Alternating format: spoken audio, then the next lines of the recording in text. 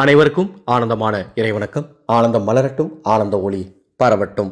ஆன்மீக சிவசொந்தங்களே, மகாலய அமாவாசை 2024. நாம் வீட்டில் எளிமையான முறையில் முன்னோர்களை எப்படி வழிபட வேண்டும், காலை மதியம் மாலை வீட்டில் என்ன செய்ய வேண்டும், முன்னோர்களுக்கு தர்ப்பணம் தருவது யார் தர வேண்டும், யார் தரக்கூடாது, எப்படி தர வேண்டும், ஆலயங்களுக்கு எந்த ஆலயங்களுக்கு போகணும், இது போன்ற அனைத்து வழிகாட்டுதலும் உங்களுக்காக இந்த ஆடியோவில் பதிவிடுகின்றேன். தொடர்ந்து நமது சேனலில் பல அற்புதமான பதிவுகளை பார்த்துட்ருக்கோம். அந்த வகையில் மகாலய அமாவாசை 2024 பதிவு உங்களுக்காக. அன்பானவர்களே, நமது இந்து சாஸ்திரத்தில் நமக்கு முக்கியமான ஒரு கடன் இருக்குன்னு சொல்லப்பட்டிருக்கு. அது என்ன கடன்னா பித்ருக்கடன். இந்த பித்ருக்களுக்கு செய்ய வேண்டியதை நாம் ஒவ்வொரு அமாவாசையிலும் செய்ய வேண்டும் அப்படின்னு நமக்கு இந்து சாஸ்திரம் சொல்லுது. வருடத்தில் 12 அமாவாசை. இந்த 12 அமாவாசையும் முன்னோர்களுக்கு செய்கிறத கண்டிப்பாக செய்யணும் அப்படின்னு நம்ம வேதம் சொல்லுது. இந்த 12 அமாவாசையில் செய்ய முடியாதவர்களுக்காக 3 சிறப்பான அமாவாசைகள் சொல்லப்பட்டிருக்கு. ஆடி அமாவாசை, புரட்டாசி மாதம் வரக்கூடிய அமாவாசை, தை மாதம் வரக்கூடிய அமாவாசை. ஆக இந்த 3 அமாவாசையும் மிக முக்கியமான அமாவாசை. அந்த வகையில் புரட்டாசி மாதத்தில் வரக்கூடிய அமாவாசையைத்தான் மகாலய அமாவாசை என்று அழைப்பார்கள். இந்த மகாலய அமாவாசை நாள் நாம் எவ்வளவு பெரிய இக்கட்டான சூழலை இருந்தாலும் சரி, நமக்கு வேலை நிறைய இருந்தாலும் சரி, அன்றைய நாளை ஒதுக்கி முன்னோர்களுக்கு செய்ய வேண்டியதை செஞ்சிருங்க. அப்படின்னா தான் அடுத்து வரக்கூடிய நாட்களில் நீங்கள் செய்யக்கூடிய காரியங்களுக்கு, எடுக்கக்கூடிய முயற்சிகளுக்கு வெற்றி கிடைக்கும். நான் ரொம்ப பிஸியாக இருக்கேன், நான் அங்கே இருக்கேன், நான் இங்கே இருக்கேன் அப்படின்னு அந்த மகாலய அமாவாசையை தவற விட்டுறாதீங்க. ஏன்னா பல சகோதர சகோதரிகள் அவங்களுடைய அனுபவத்தில் அவங்க படுற கஷ்டம், பட்டுட்டு இருக்க கஷ்டம், இந்த மகாலய அமாவாசை, தை அமாவாசை, ஆடி அமாவாசை போன்ற அமாவாசைகளில் முறைப்படி நம்ம சொல்லித்தரதை செய்து வாழ்க்கையில் கொஞ்சம் கொஞ்சமாக முன்னேறிட்டு வர அனுபவங்கள் எல்லாம் எங்கள்கிட்ட பகிர்ந்துருக்காங்க. அதனால தான் சொல்கிறேன், உங்களுக்கு எவ்வளோ வேலை இருந்தாலும் மகாலய அமாவாசையை தவற விட்டுறாதீங்க. சரி, இந்த வருடம் மகாலய அமாவாசை எப்போ வருதுன்னு பார்க்கலாங்களா? 2/10/2024 புரட்டாசி 16 புதன்கிழமை மகாலய அமாவாசை நாளாக வருது. அதுவும் பார்த்திங்கன்னா நாள் முழுவதும் அமாவாசை திதி, முழுமையான அமாவாசை திதி இருக்கக்கூடிய நாளாக வருகின்றது. பெரும்பாலுமே அமாவாசை திதி அப்படிங்கிறது முந்தைய நாளில் ஒரு கொஞ்ச நேரமும் அடுத்த நாளில் கொஞ்ச நேரம் மாறி மாறி தான் வரும். ஆனால் இந்த வருடம் பாருங்கள், மகாலய அமாவாசை நாள் முழுவதும் இருக்கக்கூடிய அமாவாசையாக வருது. ரொம்ப சக்தி வாய்ந்த நாளாகவும் இருக்குது. இந்த அற்புதமான மகாலய அமாவாசை நாளில் யார் விரதம் இருந்து வழிபாடுகளை செய்யணும் அப்படிங்கிறத முதல்ல பார்த்துடலாம். அம்மா அப்பாவை இழந்தவர்கள், மனைவியை இழந்த கணவன்மார்கள், குழந்தையை இழந்த பெற்றோர்கள் கண்டிப்பாக விரதம் இருந்து நான் சொல்லும் வழிபாடுகளை முறையாக செய்யணும். இதில் உங்களுக்கு எந்த குழப்பமும் வேண்டாம். அம்மா அப்பா இல்லாதவங்க விரதம் இருக்கலாம், சரிங்களா? அதே மாதிரி உங்கள் குழந்தைக்காக விரதம் இருக்கலாம். கணவனை இழந்திருந்தீங்கன்னா அவங்க விரதம் இருக்கலாம். மற்றவர்கள் விரதம் இருக்கக்கூடாது. தெளிவாக இருங்க. இதில் உங்களுக்கு எந்த குழப்பமும் வேண்டாம்.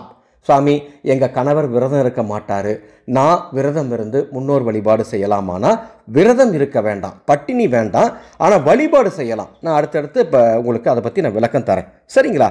அடுத்தது முக்கியமாக ஆண்கள் செய்ய வேண்டிய முக்கியமான ஒரு கடமை, எள்ளும் தண்ணீரும் இறைக்க வேண்டும். யார் எள்ளும் தண்ணீர் இறைக்கணும்? அம்மா அப்பா இல்லாதவங்க, அவங்களுக்காக இறைக்கணும். குழந்தை ஏதேனும் ஒரு காரணத்தினால மரணம் அடைஞ்சிருந்தால் குழந்தைக்காக எள்ளும் தண்ணீரும் இறைக்கலாம். மனைவி இல்லாத பட்சத்தில் மனைவிக்காக எள்ளும் தண்ணீரும் இறைக்கலாம். எள்ளும் தண்ணீரும் எப்படி இறைக்கணும்? அன்று காலை 6 மணிக்கு மேலே, சூரிய உதயத்திற்கு பிறகு எள்ளும் தண்ணீரும் இறையுங்கள்.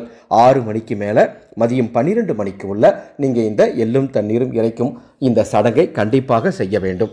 இந்த இடத்துல எள்ளும் தண்ணீரும் இறைக்கிறதுக்கு வசதி வாய்ப்பு இருக்கிறவங்க ஆறு, கடல், குளம் இந்த இடத்துக்கு போய் முறையாக அந்தணர்களை வைத்து முறைப்படி செய்கிறதா இருந்தால் செய்யுங்க. அல்லது ஆலயத்தில் போய் தர்ப்பணம் தரவங்க அங்கே போய் முறைப்படி செய்கிறதா இருந்தால் செய்யுங்க. சாமி எங்களால் இப்படி வெளியே போக முடியாது, செலவு அதிகமாக ஆகும் அல்லது நேரமின்மை, அதனால் நாங்கள் வீட்டிலே செஞ்சுக்கிறோம் அப்படிங்கிறவங்க வீட்டிலே செஞ்சுக்கலாம். வாசலுக்கு வெளியே அல்லது மொட்டை மாடியில் சூரிய உதயத்துக்கு பிறகு எள்ளும் தண்ணீரும் ஒரு தாம்பலத்தில் இறைத்து, அப்படி இறைக்கும் பொழுது காசி காசி காசின்னு 3 முறை சொல்லிக்கோங்க. கயா கயா கயான்னு 3 முறை சொல்லிட்டு முன்னோர்களை மனசில் நினச்சிக்கிட்டு அவர்களுக்கு இந்த எள்ளும் தண்ணீரும் போய் சேர வேண்டும் என்று பிரார்த்தனை செய்து கொண்டே எள்ளும் தண்ணீரும் இறைத்து அந்த தண்ணீரை நீங்கள் பாத்திரம் கழுவி விடுற சிங்கிலே கூட ஊற்றி விட்டுருங்க, அல்லது சாலையின் ஓரமாக கூட நீங்கள் ஊற்றி விட்டுறலாம். தண்ணீர் நிறைய ஊற்றி விடுங்க, ஏன்னா எள் முளைத்து விடக்கூடாது. எள்ளும் தண்ணீரும் யார் இறைக்கணும் அப்படிங்கிறத தெளிவுபடுத்திட்டேன். அடுத்ததாக உங்கள் வீட்டு பூஜை அறையில் சுவாமி படத்துக்கு முன்பாக தீபம் ஏற்றி உங்கள் வீட்டு சுவாமிக்கு தூப தீபம் காட்டி வழிபாடு செய்யுங்க. இது காலையில் செய்ய வேண்டியது. அடுத்தது மதியம் என்ன செய்யணும்? முன்னோர்களுக்கு படையலிட்டு சாமி கும்பிடணும். முன்னோர்கள் படம் இருக்கிறவங்க படத்துக்கு முன்பாக படையலிட்டு வணங்குங்க. படம் இல்லாதவர்கள் தீபம் மட்டுமாவது ஏதாவது ஒரு இடத்துல ஹாலில் தீபம் ஏற்றி வாழை இலை விரித்து படையலிடணும். என்ன படையலிடலாம்? உங்கள் முன்னோர்கள் எதை விரும்பி சாப்பிடுவாங்க அப்படின்னு கண்டிப்பாக உங்களுக்கு தெரியும் இல்லையா? அதையெல்லாம் செய்யுங்க. உங்கள் சக்திக்கு உண்டான அளவுக்கு எல்லாமே செய்யுங்க. வடை, பாயாசம், காய்கறிகள், கூட்டு எது செய்ய முடியுமோ, முக்கியமாக வாழைக்காய், பூசணிக்காய் இதெல்லாம் இருக்கிற மாதிரி பார்த்துக்கோங்க. அது இந்த விரதம் இருந்து நீங்கள் விரதத்தை முடிக்கிற போது இந்த உணவுகள்லாம் உங்கள் உடலுக்கு கொஞ்சம் ஏதுவாக இருக்கும். அதனால் இதெல்லாம் கண்டிப்பாக இருக்கணும்னு நம்ம முன்னோர்கள் சொல்லியிருக்காங்க. எதை சிறப்பாக செய்ய முடியுமோ செய்து, துணி எடுத்து வச்சு படைக்கிறவங்க துணி எடுத்து வைங்க. உங்கள் முன்னோர்களுக்கு தேவையானதை நீங்கள் சமைத்து படைத்து முன்னோர்களை வழிபாடு செய்யுங்கள். சரி, இந்த ஆண்டு மகாலய அமாவாசை முன்னோர் படையலிட சிறந்த நேரத்தை சொல்லுகின்றேன். காலை 9:15 10:15 முன்னோர் படையலிட்டு வழிபாடு செய்யலாம். அல்லது காலை 10:45 11:45 முன்னோர்களுக்கு அமாவாசை படையலிட்டு வழிபாடு செய்யலாம். அமாவாசை படையலிட்டு வழிபாடு செஞ்சுட்டு அந்த உணவில் கொஞ்சம் எடுத்துட்டு காகத்துக்கு வச்சுட்டு நீங்கள் உங்களது வழிபாட்டை நீங்கள் திருப்தியாக செய்ய வேண்டும். காகத்துக்கு வச்சுட்டு தான் அடுத்த வேலையை நீங்கள் செய்யணும். ஏன்னா மகாலய அமாவாசை நாளில் நமது முன்னோர்கள் காக உருவத்தில் வந்து நம்முடைய உணவை ஏற்றுக்கொள்வார்கள் என்பது ஐதீகம். இப்போ இந்த இடத்துல பல சகோதரிகளுக்கு சங்கடமான ஒரு கேள்வி. இது ஒவ்வொரு வருடமும் எனக்கு வாட்ஸ்அப்பில் கேட்டுட்டு தான் இருக்காங்க, நான் பதில் கொடுத்துட்டு தான் இருக்கேன். சுவாமி, நான் மாதவிலக்கு சமயம் என்ன செய்யறது? இதுக்கு என்னுடைய பதில், உங்கள் வீட்டில் வேறு யாராச்சும் இருந்தாங்கன்னா அவர்களை சமைக்க சொல்லி முன்னோர்களுக்கு படையலிட்டு செய்ய சொல்லுங்கள். உங்கள் கணவர் அல்லது வேறு யாரும், சாமி எங்கள் கணவரும் எதுவும் செய்ய மாட்டார், எனக்கு துணைக்கு யாரும் இல்லை, அப்படி இருந்தாலும் அவர்கள் நம்ம சொல்கிறத செய்ய மாட்டாங்க அப்படிங்கிற சூழல் இருக்கவங்களுக்கு ஒரு வழி சொல்கிறேன். நீங்கள் முன்னோர்களுக்கு சமைத்து படையலிடுங்கள். பூஜை அறைக்குள்ளே போகாமல் முன்னோர்களுக்கு மட்டும் சமைச்சு படையலிட்டுட்டு அதை எடுத்து நீங்கள் முன்னோர்களுக்கு போய் சேரணும்னு காகத்துக்கு வச்சுட்டு நீங்கள் சாப்பிடலாம். நல்லா புரிஞ்சுக்கோங்க, யாருமே இல்லாத சூழலில் வேறு வழி இல்லை. இந்த மாதிரி நீங்கள் செய்து கொள்வதால் எந்த விதமான பாதிப்பும் நேராது. சூழல் இருக்கிறவங்க வீட்டில் இருக்க மற்றவர்களை இதை செய்ய சொல்லி அவர்களுக்கு நீங்கள் வழிகாட்டுதல் மட்டும் செய்யுங்க. சரிங்களா? இப்போது முன்னோர் வழிபாடு சிறப்பாக நம்ம செய்து விட்டோம். அன்று மாலை என்ன செய்றீங்க அப்படின்னா, உங்கள் வீட்டின் அருகில் இருக்கக்கூடிய ஏதாவது ஒரு பெண் தெய்வ ஆலயம் சென்று அங்கே சுவாமி தரிசனம் பண்ணுங்க, அல்லது அங்கே விளக்கு போட்டு வழிபாடு செய்யறதுனால செய்யுங்க. உங்கள் வீட்டில் என்ன செய்யணும் அப்படின்னா, மாலை 6 மணிக்கு மேலே பூஜை அறையில் மற்றும் முன்னோர் படத்துக்கு முன்பாக தீபம் ஏற்றி ஏதாவது நெய்வேத்தியங்கள் வைத்து முன்னோர்களையும் வழிபாடு செய்யுங்க, இறைவனையும் வழிபாடு செய்யுங்க. காலை என்ன செய்யணும், மதியம் என்ன செய்யணும், மாலை என்ன செய்யணும் அப்படிங்கிறது உங்களுக்கு ரொம்ப எளிமையாக வழிகாட்டியிருக்கேன். இதில் உங்களால் எதை செய்ய முடியுமோ அதை செய்து மகாலய அமாவாசை நாளில் முன்னோர்களுடைய அருளை பெற்று ஆனந்தமாய் வாழ வேண்டும் என்று அன்போடு கேட்டுக்கொள்கின்றேன். அன்பானவர்களே, இதை விட இன்னொரு முக்கியமான விஷயம் நீங்கள் செய்யணும். மகாலய அமாவாசை காலத்தில் அன்னதானம் செய்ய வேண்டும். உங்கள் சக்திக்கு உண்டான அளவுக்கு அன்று நீங்கள் அன்னதானம் செய்தால் நிச்சயமாக முன்னோர்கள் அருள் கிடைக்கும். இப்போ நான் இத்தனை வழிபாடு சொன்னேன் இல்லைங்களா, இந்த வழிபாடுகளில் ஏதேனும் நீங்கள் அறிந்தோ அறியாமலோ சில தவறுகள் செஞ்சுருந்தா கூட இந்த அன்னதானம் செய்கிற பட்சத்தில் அந்த தவறுகள் அத்தனையும் முன்னோர்களால் மன்னிக்கப்படும். எனவே தான் நமது ஆனந்தொலி அன்ன சேவா குழு இந்த மகாலய அமாவாசை நாளில் மிக சிறப்பாக அன்னதானங்கள் செய்வதற்குண்டான ஏற்பாடுகள் செஞ்சிட்ருக்கோம். மனம் இருந்தால் அந்த அன்னதானத்திற்கு உங்கள் குடும்பம் சார்பாக உதவிகள் செய்ய விருப்பம் உள்ளவர்களும் உதவிகள் செய்யலாம். முன்னோர்களின் அருள் முழுமையாக உங்களுக்கு கிடைக்கும். டிஸ்பிளேல பாருங்கள், எங்களுடைய கூகுள் பே, ஃபோன்பே நம்பர் கொடுத்துருக்கேன். இந்த வீடியோக்கு கீழே டிஸ்கிரிப்ஷன் பாக்ஸ்லையும் எங்களது வங்கி கணக்கின் விவரங்கள் தரப்பட்டுள்ளது.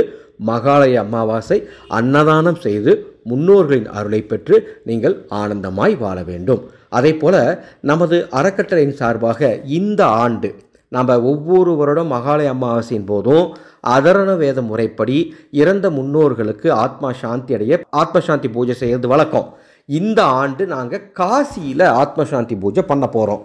துர்மரணத்தால் உயிரிழப்பு, அதாவது கொலை, விபத்து, நோய், தற்கொலை, இப்படி எந்த விதமான காரணங்களால் உயிரிழப்பு நடந்திருந்தாலும் அந்த ஆத்மாவை சாந்தி பண்ணணும். வயோதிகத்தின் காரணமாக உயிரிழப்பு, இயற்கை மரணம், இப்படி உயிரிழப்பு நடந்திருந்தாலும் அந்த ஆத்மாவையும் சாந்தி பண்ணணும்.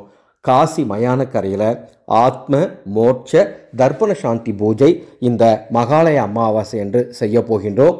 பதிவு செய்ய விருப்பப்படுறவங்க என்னுடைய வாட்ஸ்அப் நம்பருக்கு தொடர்பு கொள்ளுங்கள். அதனுடைய விளக்கத்தை தருகின்றேன். மகாலய அமாவாசை பற்றிய தெளிவான பதிவு உங்களுக்கு தரப்பட்டுள்ளது. இதில் உங்களுக்கு பெரியதாக எந்த சந்தேகம் இருக்காது என்று நம்புகின்றேன். இருந்தாலும் என்னை வாட்ஸ்அப் எண்ணில் தொடர்பு கொள்ளுங்கள். நிச்சயமாக அதற்காக நான் ஓய்வு நேரத்தில் பதில் தருகின்றேன். இறுதியாக ஒரு வார்த்தை: தாய் தந்தையை இழந்தவர்கள், தன் பிள்ளையை இழந்தவர்கள், மனைவியை இழந்தவர்கள் விரதம் இருந்து நீங்கள் இந்த முன்னோர் வழிபாட்டை செய்துட்டு நீங்கள் மதியம் முன்னோர்களுக்கு படையலிட்டு நீங்கள் விரதத்தை முடிச்சுக்கலாம். மற்றவர்கள் விரதம் இருக்கக்கூடாது. இதில் ரொம்ப தெளிவாக இருக்க வேண்டும் என்று கேட்டுக்கொள்கின்றேன். இது போன்ற அற்புதமான ஆன்மீக தகவலை தொடர்ந்து தெரிந்து கொள்ள இந்த சேனலை சப்ஸ்கிரைப் பண்ணிக்கோங்க. மீண்டும் அடுத்த ஒரு ஆன்மீக தகவலோடு சந்திக்கிறேன். ஆனந்தம் மலரட்டும், ஆனந்த ஒளி பரவட்டும்.